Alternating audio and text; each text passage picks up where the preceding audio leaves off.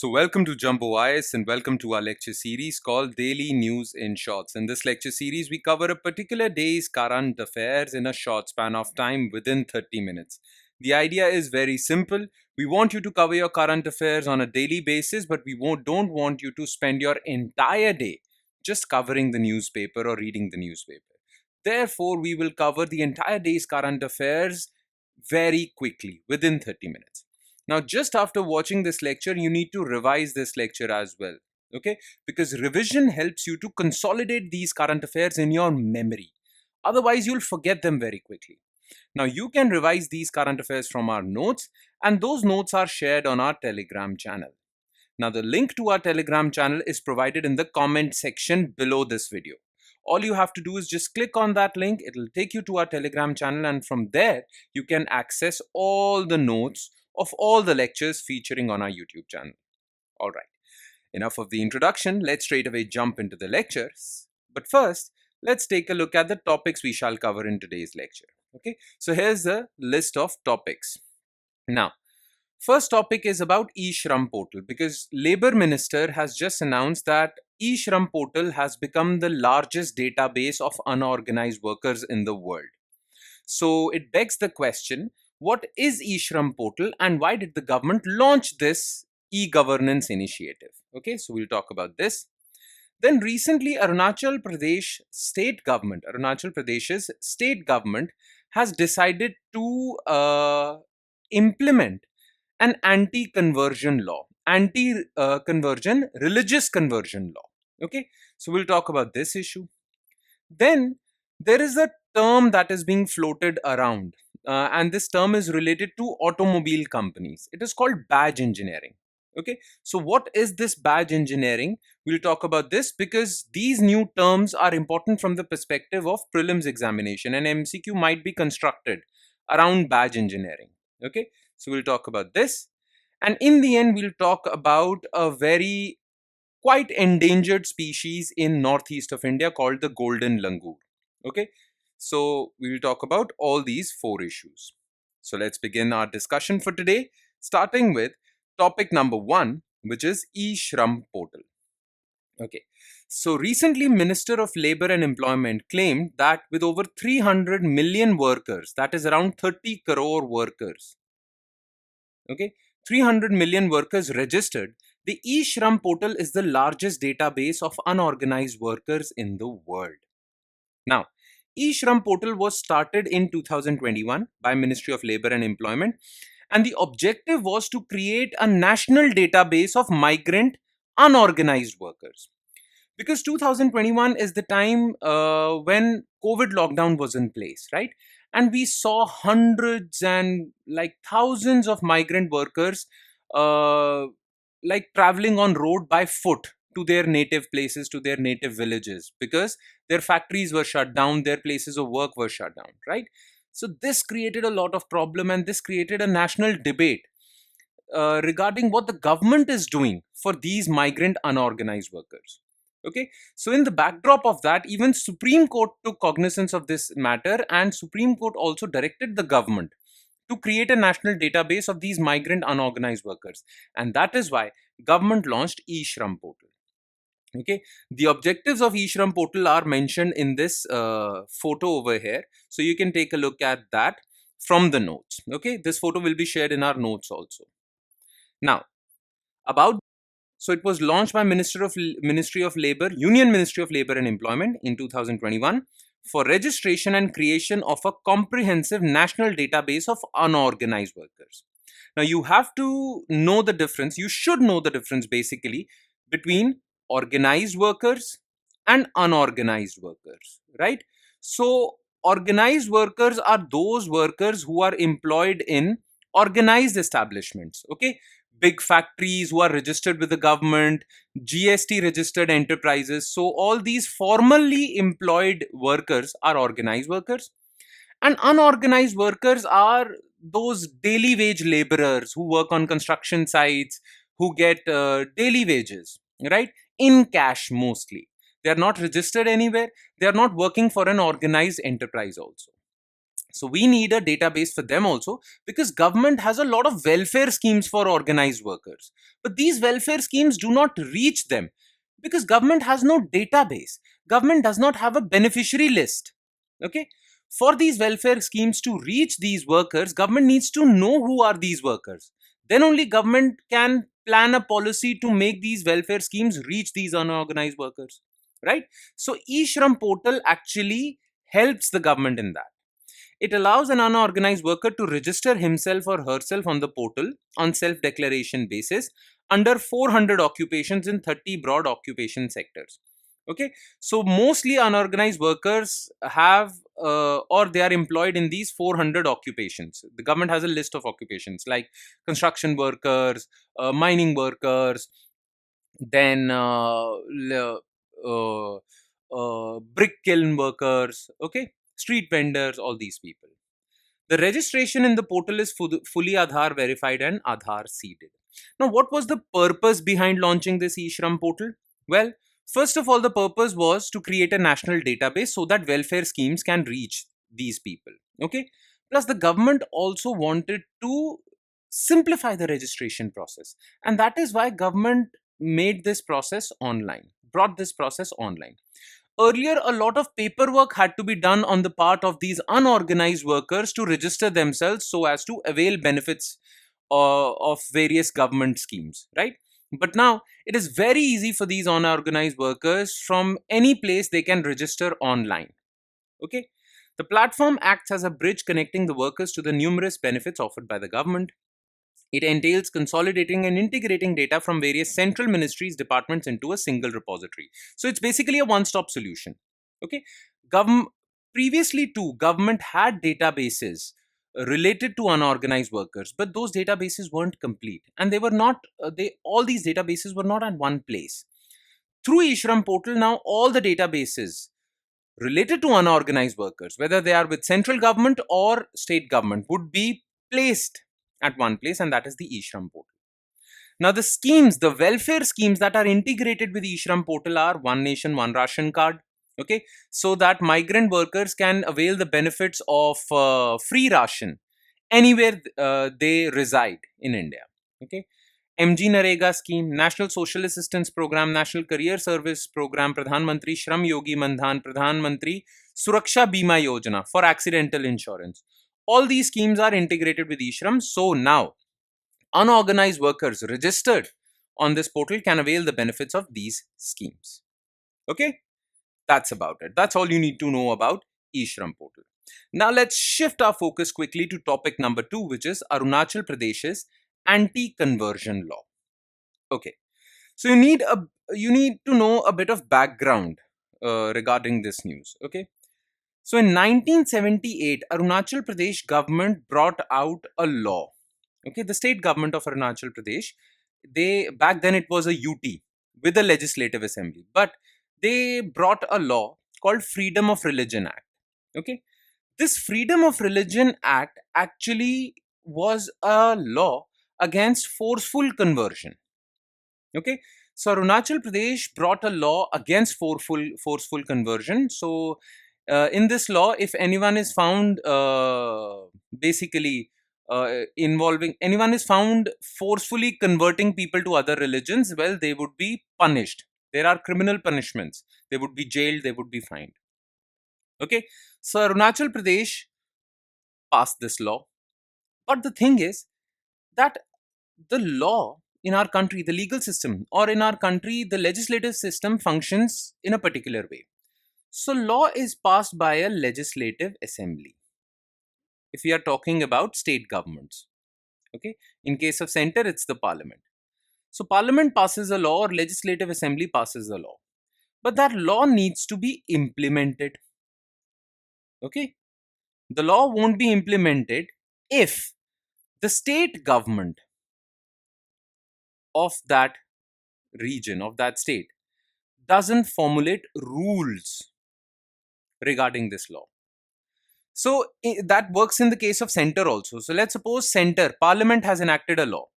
Now, until and unless central government frames rules as to how this law will be implemented, this law will stay at the back burner. This law will stay in the cold storage. Okay, it won't be implemented.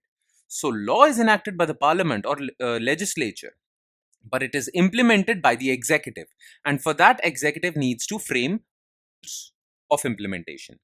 Now the thing was that Arunachal Pradesh's legislative assembly passed this law, but the government, successive governments since 1978 failed to frame rules for this law, and that is why this law was at the back burner, was in cold storage. It was not being implemented. So basically, forceful conversions were going on in Arunachal Pradesh because this law was not getting implemented, right? But now Arunachal Pradesh government has decided to frame rules for this old 1988 law, more than 40-year-old law, right? And when the rules are ready and they are passed by the state government's cabinet, this law will get implemented. Okay, the law was enacted by the then union territory. Okay, in 1978, Arunachal Pradesh was a union territory. It became a full-fledged state in 1987. Before that, it was a union territory, but it was a union territory much like Delhi and Puducherry, right? You know that Delhi, Pondicherry, even J&K now, they are union territories, but union territories with legislative assemblies, right? So Arunachal Pradesh was a union territory with a legislative assembly of its own. This legislative assembly passed Freedom of Religion Act. Okay. Since it was enacted in 1978, successive governments have not framed the rules for its implementation, because of which it laid dormant for nearly 5 decades. Okay. Now, what was written in this law? Okay. So this law basically prohibits religious conversion by use of force, inducement, or fraudulent means. So it does not prohibit or criminalizes religious conversion. It prohibits religious conversion which is through fraudulent means. Okay, so not all criminal religious conversions are penalized. Only forceful or fraudulent religious conversions are penalized. The person who is conducting an event of forceful religious conversion or fraudulent religious conversions can face imprisonment up to 2 years and fine up to 10,000 rupees. Okay, if they are involved in forceful religious conversion. In fact, even if they are not involved in forceful religious conversion, they are just doing normal religious conversion. So if a person is doing religious conversion but it's not forceful, then too he or she has to report that religious conversion to Deputy Commissioner DC of that district. And if that religious conversion is not reported by that person, even if it is not forceful, he still will be liable to punishment. So number one, forceful is, and if you are involved in forceful conversion, you will be jailed or fined. Okay. But if you are doing normal religious conversions, then too you have to report that religious conversion to the DC of that district. Failure to do so would invite punishment. Okay. Now, what was the purpose of this act? Look, you need to know a bit of background as far as northeastern states are concerned. Okay. So when the Britishers were ruling India, Christian missionaries were very active in northeast India. Okay. Christian missionaries with their missionary activities and religious conversion activities were quite active in northeast India. That is why most of northeastern states are Christians. Nagaland is an example, Mizoram is an example. Okay, Christian missionary activities, religious holy activities were going on. But missionary activities, Christian missionary activities in the state of Arunachal Pradesh came very late. Okay, they came very late. They came in 1950s when the Britishers left India. All right. So Arunachal Pradesh was untouched with religious conversion activities or missionary activities, Christian missionary activities during the British rule. And the reason for that was that British policy of non-interference or non-intervention in frontier states, bordering states, was in place. So Britishers made this policy of non-interference in the religious cultural affairs of frontier states, border states, right? And that is why Christian missionary activities were not rampant in the state of Arunachal Pradesh, whereas in other parts of northeast India, Assam, Nagaland, Manipur, Mizoram, they were quite active. All right. Now, As far as Arunachal Pradesh is concerned, it is a highly diverse state as far as religion is concerned. Okay, the state is home to a number of different ethnic communities with different religious beliefs. Monpas and Sherdukapens of West Arunachal Pradesh, bordering Bhutan, they follow Mahayan Buddhism, while Khamtis and Singpo, another set of tribes, in eastern Arunachal Pradesh, they follow Heenyan Buddhism. What is Mahayan, Heenyan? We'll talk about them during history lectures. Okay, Heenyan is also known as Theravada Buddhism. Plus, it's not just Buddhism. There are many other tribes like Nishis, Adis, Aptanis, Galos, Missings, Tangins who follow their own tribal religion. And those tribal religions are institutionalized. Okay, now these people were opposing way back in 1970s. They were opposing religious conversion activities by Christian missionaries. Okay, and that is why this law was in place. Okay, so rise of Christianity. Unlike other northeastern states, Christianity entered Arunachal very late in 1950s because of the British policy of isolation in frontier regions. Okay, the first church in Arunachal was set up in 1957 at Rayang village, present day East Siang district. Okay, from then onwards, the Christian missionary and religious conversion activities were increasing. So much so that in 10 years between 1971 to 1981, the number of people who identified as Christians in Arunachal Pradesh rose from 0.79% to 4.32%. Now, some tribal leaders, and those tribal leaders were also MLAs in Legislative Assembly of Arunachal Pradesh, they were threatened by this, and they felt that their indigenous religion or their Buddhist religion is under threat, and that is why they argued or they favored a religious conversion act or penalization of forceful religious conversion act. That is why this law was in place in 1978, but never got implemented because no rules were framed. But now the state government of Arunachal Pradesh is feeling that rules should be framed and this law should be fully implemented. Okay, this is the whole situation. So you should remember, you should know this about Indian polity, that law doesn't get implemented until and unless rules are framed by the executive for that law. Okay, so executive has a lot of power in India's polity. All right, now we move on to topic number 3, which is badge engineering. Now, this topic is related to private automobile companies. Okay, it doesn't relate to government automobile companies or it doesn't relate to government policy or anything. But it is a term that might be asked in your prelims examination. So pay close attention. Okay, almost 1 in 2 cars sold by Toyota Kirloskar Motor over the past 1 year in India was a rebadged Maruti Suzuki product. Okay, haven't you seen that there are some cars which are of rival companies but they look the same? Okay. Case in point is Maruti's Baleno and Toyota's Glanza. Okay. Maruti Suzuki Baleno and Toyota's Glanza, they are from different brand names. They are different cars, but they are very similar. Okay. The reason for that is that Maruti and Toyota have entered a deal to share the designs, platform, engines of their cars. Okay, now that deal is known as badge engineering. So, what is badge engineering? Badge engineering refers to the sharing of platform or an entire vehicle by different car manufacturers. So, you can share your engine technology, you can share your design technology. Okay, that's why some cars look the same. You can share your electronic technology. Depends on your deal, depends on the deal between the two car companies, but you can share. And when you do that, this process is known as badge engineering. Okay, the first documented case of badge engineering dates back to 1909 when General Motors of USA shared its chassis and platforms, engine chassis and platform, with all of its different brands. Okay, India too had a badge engineered car. The most famous car, also known as the VIP car of India, known as Ambassador. You remember this car? You must have seen seen this car in photos. Old VIPs, ministers used to drive in this car. Okay, Ambassador.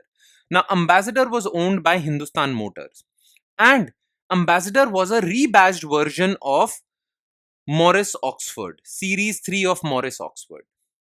Okay, which is a British car company, Morris Garages. All right. Now, what are the benefits of badge engineering? Why do these car companies enter into these deals? Well, first of all, cost cutting is one such example. Look, automobile manufacturing is capital intensive. It requires a lot of capital, technology, machinery, right? Now, through badge engineering, companies can share costs and increase volumes while keeping overheads, that is, operating costs, low by spreading investment across models. Okay, so they share their costs. Now, when they share their costs, their profits increase. All right, so this is a good method of cost cutting. Now, you don't have to spend your money and scientists into designing a new car. All right, you can share these resources. Plus, you can improve your customer base also. Now, people who want to buy Baleno, Suzuki Baleno, will look at Glanza and say that Glanza is also pretty much the same. Okay, it looks the same, it looks good.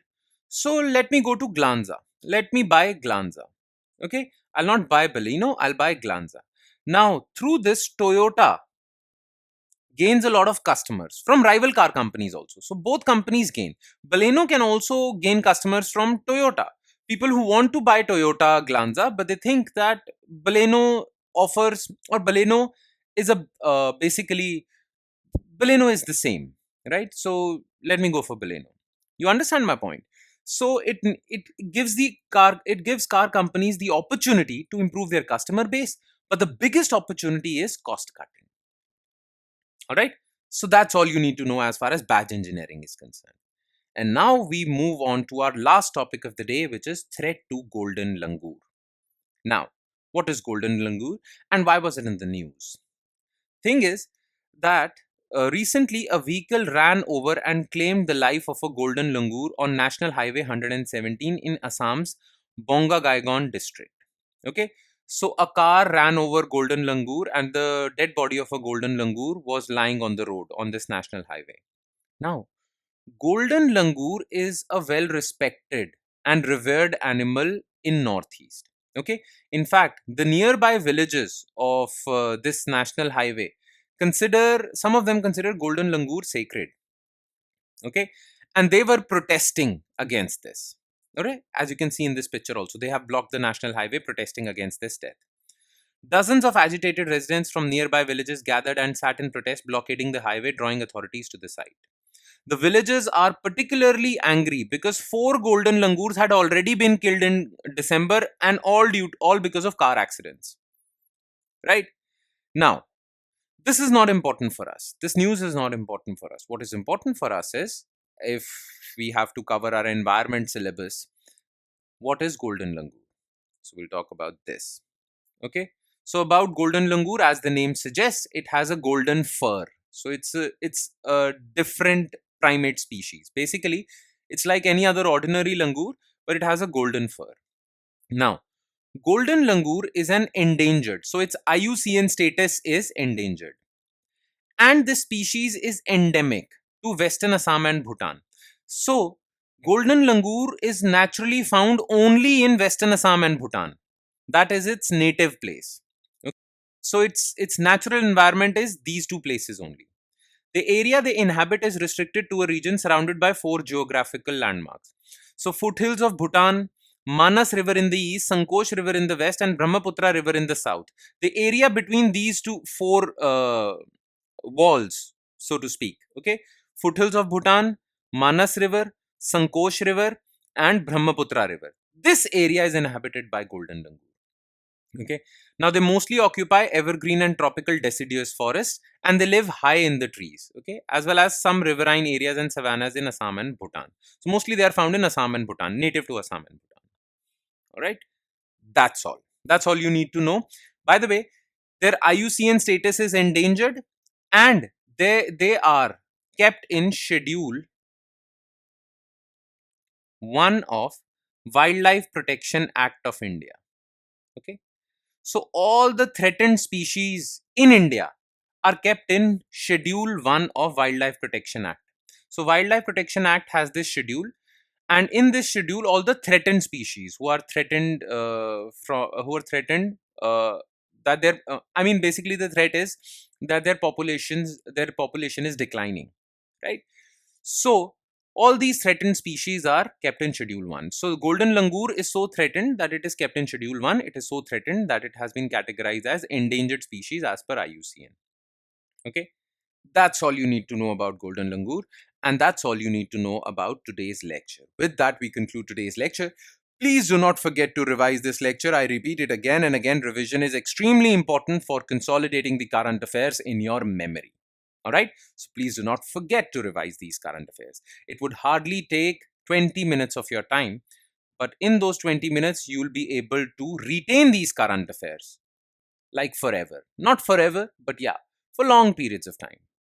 On that note, I'll be signing off. Thank you so much, everyone.